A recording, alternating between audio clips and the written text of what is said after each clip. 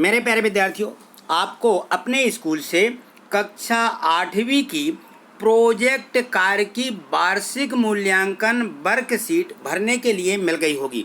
तो इसको कैसे भरना है, देखिए आज मैं आपको ये जो सामाजिक विज्ञान है, सामाजिक विज्ञान की प्रोजेक्ट कार्य की वर्क जो शीट है, ये मैं आपको भर के बता रहा हूँ। देखिए आपको यहाँ पे ये दिख रहा है पूर्णांक 40। तो आज आपको बिल्कुल 40 में से 40 पूर्णांक ही मिलने वाले हैं। तो आप जो है इसको लाइक ज़रूर कर दीजिए इस वीडियो को, और यदि आप चैनल पर नए हैं तो सब्सक्राइब करके हमसे जुड़ जाइए, और जो इसमें बेल आइकन नोटिफिकेशन की जो घंटी होती है उसको भी क्लिक कर दीजिए, तो सभी वीडियो की नोटिफिकेशन आपको मिलती रहेंगी। तो देखिए इसे किस प्रकार से कंप्लीट करना है। यहाँ देखिए सबसे पहले यहाँ दिया गया है अनुक्रमांक, ये दिया है अनुक्रमांक। तो यहाँ पे हमें अपना जो रोल नंबर है उसको यहाँ अंकों में और शब्दों में भरना है। तो हमें जो भी अनुक्रमांक जो हमारा रोल नंबर होगा वो जितने भी अंक का हो, लेकिन यहाँ देखिए यहाँ 9 खंड दिए गए हैं, तो 9 अंकों तक का यहाँ जो है हमारा रोल नंबर भरा जा सकता है। तो प्रत्येक खंड में एक एक अंक हमें भर देना है। और यहाँ नीचे देखिए लिखा हुआ है शब्दों में लिखो, तो यहाँ हमें उसके शब्दों में लिख देना है। जैसे यहाँ पे देखिए दर्शाया गया है कि अंकों में और शब्दों में, तो इस प्रकार से ही हमें अपने यहाँ पे रोल नंबर लिखना है।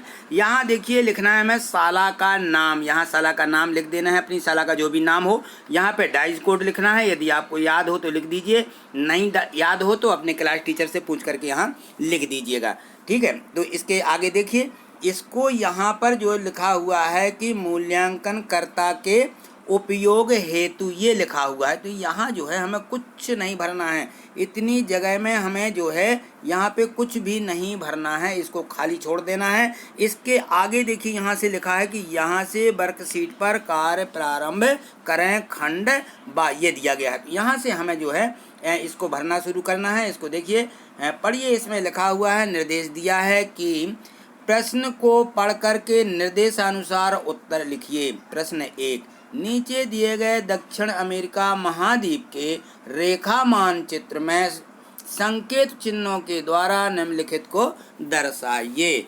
तो यहाँ देखिए इसमें जो है ये 10 नाम दिए गए हैं। इनको हमें यहाँ पे अमेरिका, दक्षिण अमेरिका महाद्वीप का जो यहाँ पे मानचित्र बना हुआ है उसमें हमें यहाँ पे देखिए अमेजन और कोलोराडो नदी, एंडीज पर्वतमाला और बोलीविलिया देश और ब्यूनस आयर्स, सेंट जॉर्ज की खाड़ी, पैटागोनिया का मरुस्थल, टीटीकाका झील, मकर रेखा जो यहाँ पे मकर रेखा है, और पंपास घास के मैदान और फाकलैंड द्वीप। ये 10 नाम दिए गए हैं जो कि हमें इस जो हमारी दक्षिण अमेरिका महाद्वीप है उसका मानचित्र दिया गया है, इसमें हमें इनको भरना है। तो देखिए कहाँ किसको भरना है मैं आपको बता रहा हूँ, ये देख लीजिए। हमें इस प्रकार से यहाँ भर देना है। ये दक्षिण अमेरिका का यहाँ पे मानचित्र है। तो यहाँ देखिए ये जो आपको यहाँ दिख रहा है ये पूरी पर्वतमाला दी गई है। यहाँ अमेजन, यहाँ से अमेजन और कोलोराडो नदी यहाँ से निकलती है, तो हमें यहाँ पे लिख देना है और यहाँ पे हमें बिंदु भी बना देना है, ठीक है। यहाँ देखिए टीटीकाका झील है, तो यहाँ टीटीकाका, यहाँ पे टीटीकाका झील है। और एंडीज पर्वतमाला, ये यहाँ पे एंडीज पर्वतमाला है, तो यहाँ एंडीज पर्वतमाला लिख दीजिए। यहाँ पे देखिए बोलीविया जो देश है वो यहाँ पर है, यहाँ बोलीविया देश हमें यहाँ पे लिख देना है।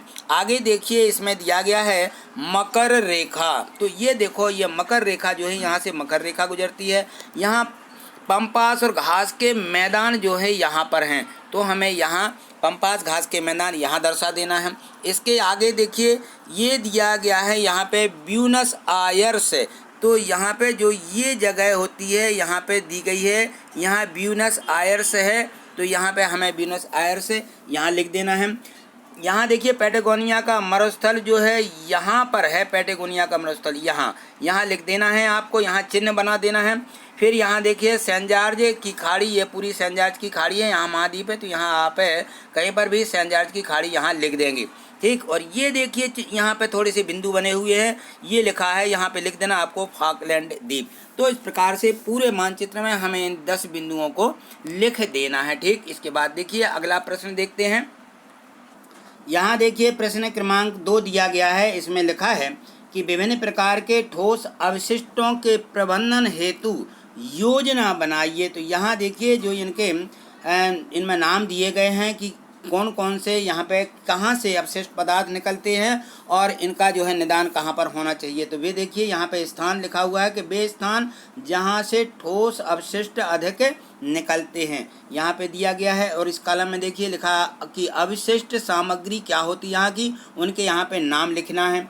और अवशिष्ट सामग्री के प्रबंधन हेतु यहाँ सुझावात्मक योजना आपकी क्या है, इनका जो है निदान कहाँ हो सकता है इनका, तो वो हमें यहाँ पे लिख देना है। यहाँ देखिए अस्पताल दिया गया है, अस्पताल से क्या का ऐसे सामग्री होती है जो अवशिष्ट के रूप में होती है, हमें बाहर उसको फेंकना चाहिए। कहाँ फेंकना चाहिए, देखिए यहाँ पे हमें मिलती हैं खाली प्लास्टिक की बॉटल जो होती हैं, बॉल मिल जाती हैं, कांच की शीशियाँ मिलती हैं, सिरिंज, इंजेक्शन, खराब गोलियाँ और नीडल मिल जाती हैं। तो इस प्रकार से यहाँ पे ये अवशिष्ट पदार्थ हमें अस्पताल में मिलते हैं। तो इनका निदान कैसे होगा भाई, तो इनको अपने सुझावात्मक योजना के अनुसार सुरक्षित स्थान पर, जैसे गांव या शहर में दूर स्थान पर अवशिष्ट सामग्री का निपटारा करना। तो यहाँ हम इसको जो है यहाँ निपटान इसको लिख देंगे। ठीक, यहाँ देखिए आगे जो दूसरा उद्योग दिया गया चर्म शोधन। तो यहाँ देखो जो चर्म शोधन है, जो चमड़ा रहता है उसका शोधन होता है, तो वहाँ भी बड़ी बड़ी फैक्ट्रियाँ लगी रहती हैं। तो इनसे कौन से अवशिष्ट पदार्थ निकलते हैं, तो देखिए यहाँ पे नमक चूर्ण, खाल, केमिकल, सोडा, तो ये चीज़ें वहाँ पे चर्म शोधन उद्योग में निकलती हैं। तो इनके निपटारे के लिए यहाँ देखिए हानिकारक अवशिष्ट का सुरक्षित स्थान पर जमाव और केमिकल जो चमड़ा सड़ाने बनाने में प्रयोग होता है उसको जल स्रोतों तक, मानवीय पत्तियों तक ना पहुँचने दिया जाए। ठीक, तो इस प्रकार से हमें उनका भी व्यवस्थित उनको करके रखना चाहिए। ठीक, आगे देखिए इसमें दिया है कपड़ा उद्योग, जहाँ पे कपड़े बनते हैं वहाँ से भी अवशिष्ट पदार्थ निकलते हैं।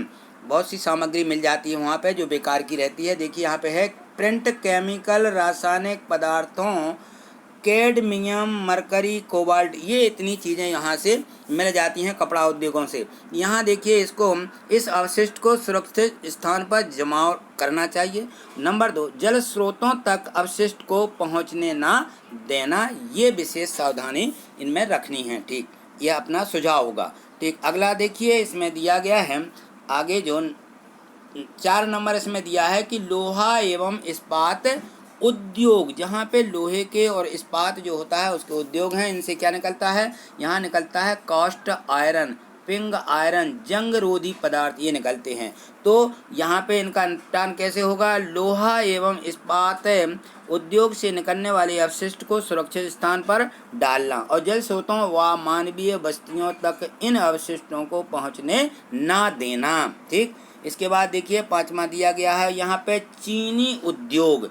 अब देखिए यहाँ पे जो चीनी उद्योग हैं, तो यहाँ क्या क्या निकलते हैं, जहाँ पे चीनी बनाई जाती है, सल्फर डाइऑक्साइड, फास्फोरिक एसिड, ये विशेष होता है जो यहाँ से निकलता है। तो उद्योगों से निकलने वाले पदार्थों को सुरक्षित स्थान पर डालना और जल स्रोतों और व मानवीय बस्तियों तक इन अवशिष्टों को पहुँचने नहीं देना चाहिए। तो इस प्रकार से हमने ये सभी जो इसके उद्योग दिए गए थे इनको हमने अच्छे से समझ लिया है। अब इनको अपनी जो है वर्कशीट जो दी गई है उसमें भर लीजिए। तो आज इतना ही, मिलते हैं अगली वीडियो में अगले और भी विषयों के जो हमें प्रोजेक्ट दिए गए हैं उनके साथ में। तब तक के लिए नमस्कार, थैंक यू, धन्यवाद।